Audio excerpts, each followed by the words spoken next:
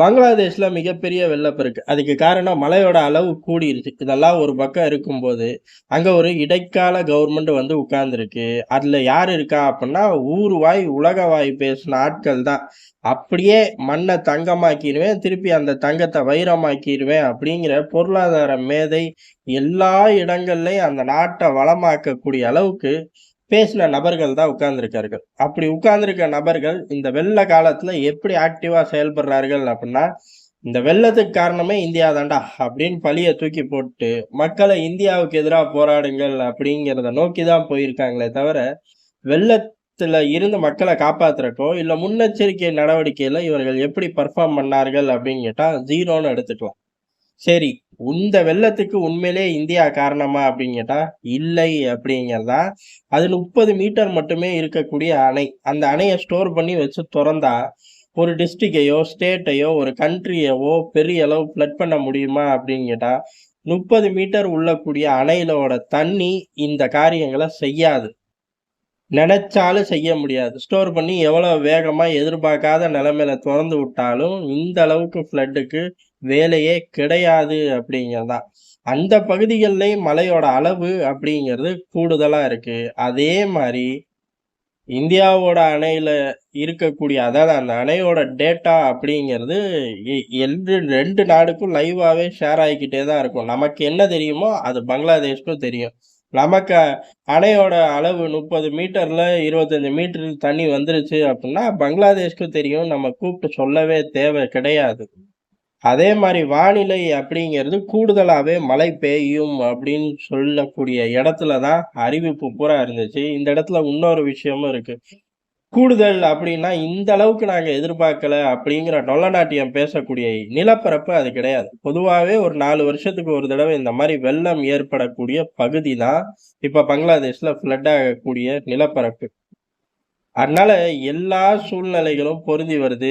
எதுக்கு அப்புட்ன்னா, பங்களாதேஷ் வெள்ளத்துக்கு இந்தியா காரணம் இல்லை அப்படின்னு. அத மீறி இவர்கள் என்ன செயல்படுறார்கள் அப்படின்னு பார்த்தோம்னா, ஒரே ஒரு ரீசன் தான். இந்த இடைக்கால அரசாங்கம் ஒண்ணும் திறமையான அரசாங்கம் கிடையாது. அந்த அரசாங்கத்துல உள்ள நபர்கள் தான் வெளியில வந்து சொல்றார்கள், இந்த வெள்ளத்துக்கு காரணம் அணைய சொல்லாம கொள்ளாம தொறந்து விட்டது தான் அப்படின்னு.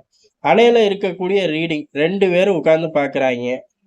ஒரு ஸ்டேஜுக்கு அப்புறம் போனோனயே ஆட்டோமேட்டிக்கா டெக்னிக்கல் டீம் தொறந்துரும்னு அந்த 2 பயலுக்கும் தெரியும். ஆனா என்ட்ட நீங்க சொல்லல அப்படின்னு சொன்னா எப்படி அத எடுத்துக்க முடியும்? அந்த மாரி தான் இவர்கள் பேசுற பேச்சு. சரி இது ஒரு பக்கம் இருக்கட்டும். இந்த கூத்து கோமாளிகள் இத நோக்கி போறது ஒண்ணும் பெரிய விஷயம் கிடையாது. ஏன்னா மக்கள காப்பாத்த முடியல. காப்பாத்துறதுக்கு கையில எந்த ஐடியாவும் இல்ல. அதனால தான் இந்தியாவுக்கு எதிரா போராட்டத்த பெரிய அளவு கொண்டு போறார்கள். இந்திய எம்பசிய நோக்கி ஒரு பெரும் பேரணி ஓடுது. அந்த பேரணியில உள்ள ஆட்கள் பாதிக்கப்பட்ட பகுதியில மீட்பு குழுவா போலாம். இந்த பிரச்சனையெல்லாம் முடிஞ்சதுக்கு அப்புறம் கூட எம்பசிய நோக்கி வா. ஆனா அதுக்கெல்லாம் புத்தி கிடையாது. எம்பசிய நோக்கி போனாப்புல என்ன ஆகப்போது? இருக்கிற அதிகாரிகள அவசர கால நிலையா வெளியேத்திட்டோம்னா என்ன பண்ணுவார்கள்? அதுபோக ஒரு பேரழிவ சந்திக்குது. எப்படி பார்த்தாலும் அழிவ சந்திக்கக்கூடிய நாடுக்கு மத்த நாடுகளோட உதவி தேவ. அதுலயும் பக்கத்துல உள்ள பிராந்திய வல்லரசு இந்தியாவோட உதவி பங்களாதேஷ்க்கு தேவை.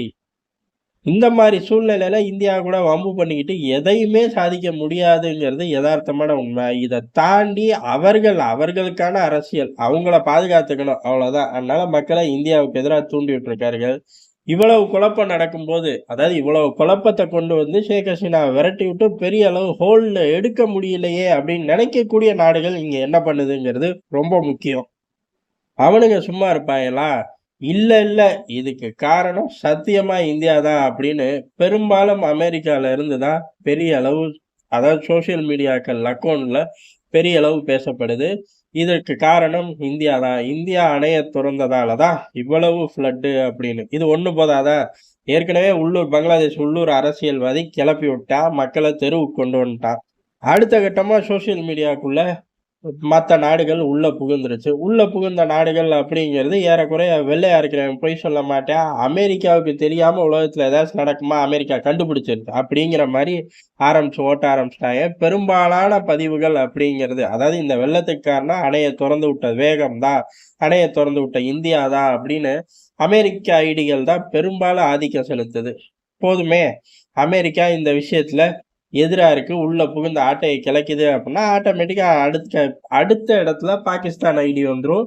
பாகிஸ்தான் வந்ததுக்கப்புறம், அ உலக இஸ்லாமியர்களுக்கே நான் தான் தலைவன் அப்படின்னு சுத்திக்கிட்டு இருக்கக்கூடிய எர்டோகனோட துருக்கி கூட்டமும் வந்துரும். இந்த மாரி எல்லா கூட்டங்களும் வந்து சோசியல் மீடியா பூரா நிறைஞ்சு வழியுது. டேம் தான் காரணம் அப்படின்னு.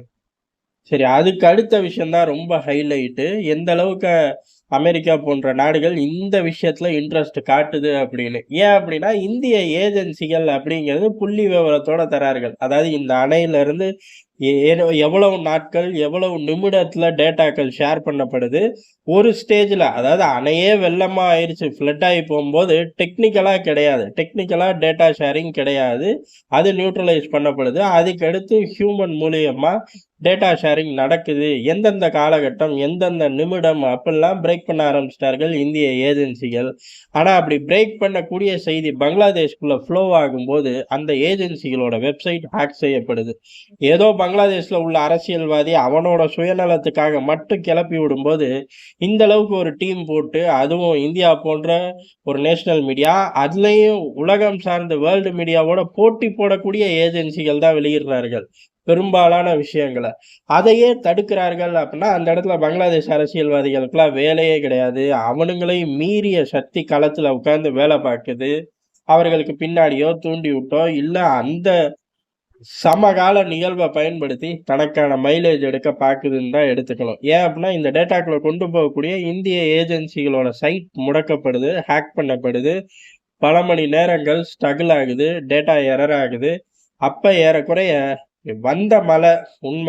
அந்த மழையில மக்கள வெளியேத்தாம கூத்து கோமாளித்தனம் பண்ணது பங்களாதேஷோட இடைக்கால அரசாங்கம். அந்த பழிய தூக்கி வெவ்வேறு வடிவத்துல போட ஆரம்பிச்சார்கள். அதுக்கு துணையா பல வெளிநாடுகளும் இறங்கிருச்சு. இப்படி டெவலப் ஆகும்போது அடுத்த கட்டமா எங்க போகும்? ஆட்டோமேட்டிக்கா ஷேக் ஹசீனாவ நம்ம விரட்டி விட்டோம்ல, அதுக்கு தான் பழி வாங்கிட்டாய்ங்க. அதே மாரி இப்ப இங்க உள்ள பெரும்பான்மை சமூகத்த அதாவது பங்களாதேஷ்ல உள்ள பெரும்பான்மை சமூகத்த கொல்ல இந்தியா முயற்சி செய்யுதுன்னு அடுத்த கிளப்பு. ஆனா ஃப்ளட் ஆன மாநிலங்கள் அப்படின்னு பார்த்தா, எல்லையோர மாநிலங்கள் தான், எல்லையோர பகுதிகள் தான். அங்க பெரும்பான்மை ஆன சமுதாயம் கம்மி. பங்களாதேஷ பொறுத்தவரை சிறுபான்மை சமுதாயம் தான் அங்க ஜாஸ்தி. அப்படி பார்த்தாலும் இந்த தியரி அடிபடுது. ஏதோ ஒண்ணு சொல்லணும். அத வீரியமா சொல்லணும். மக்கள ரோட்டுக்கு கொண்டு வந்துடணும். ஏன்டா வெள்ளத்த தடுக்கல அப்படிங்கிற கேள்வி மட்டும் நம்மள பார்த்து கேட்றக் கூடாதுங்கிறதுல இடைக்கால அரசாங்கம் கவனமா இருக்கு. கவனமா இருந்து ஒண்ணும் உருப்பட முடியாது. காரணம், ஒரு நாள் ரோட்ல இருப்பார்கள். அடுத்த நாள் அவர்களுக்கு உதவி வேணும். இந்த மாரி எமர்ஜென்சியான நேரத்துல பல நாடுகளோட உதவி வேணும். எந்த நாடு தந்தாலும் சரி, பக்கத்துல இருக்கக்கூடிய நாடு தர மாரி வராது. ஏன்னா, அவர்களுக்கு கனெக்டிவிட்டி ஜாஸ்தி.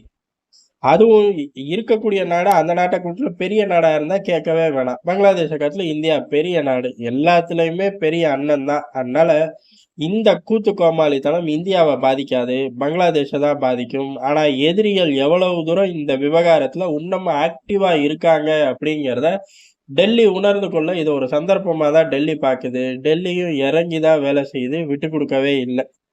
ஏன்னா, நிமிடத்துக்கு நிமிடம் அஃபிஷியலா நம்ம என்னெல்லாம் செய்தி ஸ்ப்ரெட் பண்ண முடியுமோ, வெளியுறவுத்துறை ஸ்ப்ரெட் பண்ணிக்கிட்டு தான் இருக்கார்கள். இதுக்கப்புறம் இன்டைரக்ட்டா குடுக்கக்கூடிய அடி அப்படிங்கிறது அது தனி. அது தனியான ஒரு நாட்கள்ல பார்க்கலாம். இப்போதைக்கு பங்களாதேஷ் வெள்ளத்துக்கு இந்தியா காரணம் கிடையாது.